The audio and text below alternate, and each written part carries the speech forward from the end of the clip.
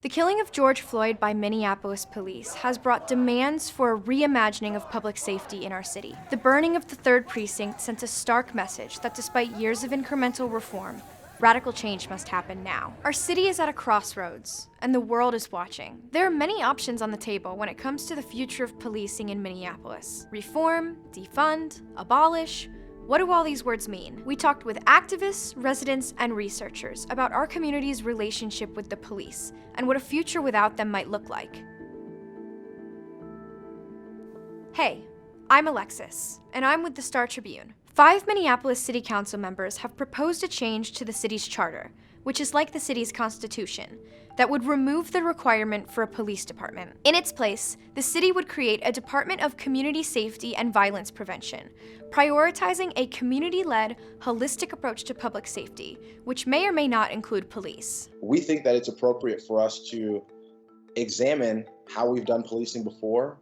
We think that largely it has been a failure. These small reforms have been a failure. Changing the city charter will remove barriers that can get in the way of us as elected officials, making sure that the best solutions brought forward by our community can be brought to life. There's still no plan for exactly what the future of policing in Minneapolis should look like, but activists, community leaders, and residents are already weighing in. Here are a few definitions that are essential to understanding that debate. Reform. Reformers focus on working within existing institutions to make policing better. This includes changes to training and procedures, like the new Minnesota state law that bans chokeholds and neck restraints, like the one used on George Floyd. Abolish. Abolitionists believe that a better system of policing doesn't include the police. They're often grounded in the argument that policing at its core is based on white supremacy. Abolitionists want to disband police departments and often favor community-led crime prevention efforts. They generally believe that addressing social and economic inequities, like affordable housing and education,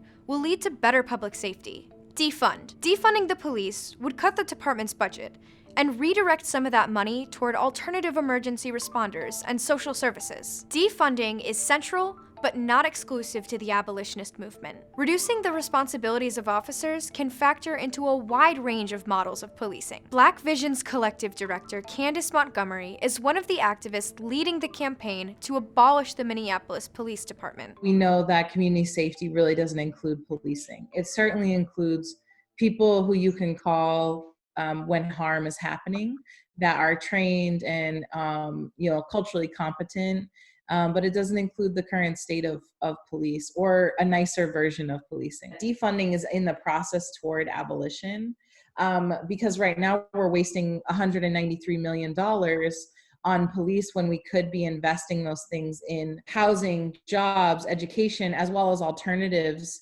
to policing. Michelle Phelps is a researcher at the University of Minnesota who focuses on the sociology of punishment. She's conducted extensive interviews with Minneapolis residents about their experiences with police. It's not just about can we make policing better. I think that reformist conversation often got lost in this kind of technocratic maze around can we perfect police. What the abolition and defunding conversation forces people to come to grips with is a system where we still had mass arrests and mass punishment and meager set of social supports. Success would be really changing the system. While we often think that more policing means less crime, the reality is more complicated. When we think about public safety as a problem that only the police can solve, we tend to go about trying to fix it by increasing police presence. That visible police presence also causes harm, right? It causes harm when people are traumatized, it causes harm when people are arrested and jailed, and it causes harm when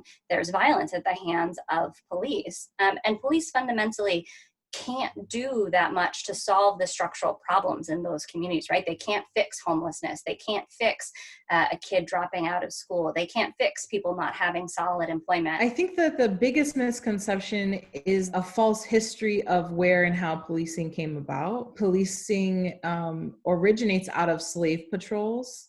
In the US at least, and that has always been a system to protect property. The other misconception is that they're the only option. And that is not true. There are models in other countries, even in other cities, that are moving away from policing. The misconception that police are like key to our safety is just like factually wrong. In Minneapolis's North Side neighborhoods, many community leaders and residents have been outspoken in their opposition to abolishing the city's police force. They believe that the police still play a critical role in keeping their streets safe, and blame a recent spike in shootings and violent crime on officers taking a less visible role in the community after the killing of George Floyd. When you start talking about disbanding, dismantling, abolishing, what you say to the people out here is lawlessness. I want to be able to raise my kids, send them to college, and not have to worry about if they're outside, if they're going to get killed. So you say dismantle, now it's open season on young kids. Reform has to be done, but it has to be done in conjunction with the community. We can talk about diverting or some of their budget to other programs that help the community. I'm all for that. But to do away with them is something that myself and I know a lot of other black community members want to have no parts of. No parts of it. Proponents of abolishing the police say the perceived lack of enforcement is just more evidence that the department isn't accountable to the communities it serves. This is another example of the institution itself, regardless of how good of people you have leading it, is deeply unaccountable, right? And is not actually truly committed to a model of public safety, a model of community safety. A lot of the conversation, especially folks who are skeptical of the charter, is deeply rooted in fear. Which I totally understand, given the tight spot Black people have been put in for a very long time when it comes to our safety. Minneapolis residents might get their first chance to vote on the future of policing this November. The city charter says Minneapolis must maintain a police department with about 3 officers for every 5,000 residents. Based on the latest census data, that's roughly 730 police employees. The department currently has about 850 officers, and it's allowed to hire more. Several city council members wrote an amendment to remove that requirement and replace the police department with a Department of Community Safety and Violence Prevention. The Minneapolis Charter Commission is considering its own amendment that would eliminate the minimum staffing requirement for the city's police department. If either proposal is finalized in time, it would still need to be approved by a majority of voters on the November ballot. And even if the charter is amended, that doesn't mean the police are going anywhere, at least anytime soon. People are not going to wake up on November 5th after we pass this charter amendment without police. We need to make a strategic transition so that we can keep ourselves safe and we can actually build those things up. I've always felt very deeply possible this transition away from police and prisons in my lifetime. I didn't think that it was going to be happening in my young lifetime, my still young lifetime. And that is really exciting to me because it's like, we can't go back, and I think that all of the forms of injustice, all of the forms of oppression, it's like, we're coming for you. The conversation around better police-community relations is nothing new. Minneapolis is a case study of a city that embraced President Obama's task force on 21st century policing, a blueprint on how to reform American law enforcement. The mayor and city council appointed a reformist police chief, held listening sessions with the community, and updated policies to create more transparency and accountability. None of this stopped the killing of George Floyd, and the trust between the police and the communities they serve remains fractured. So why have these past attempts at change failed? In our next episode, we'll dig into the reform efforts that are already underway and why they've fallen short. Need to hit rewind and learn more about how this movement began?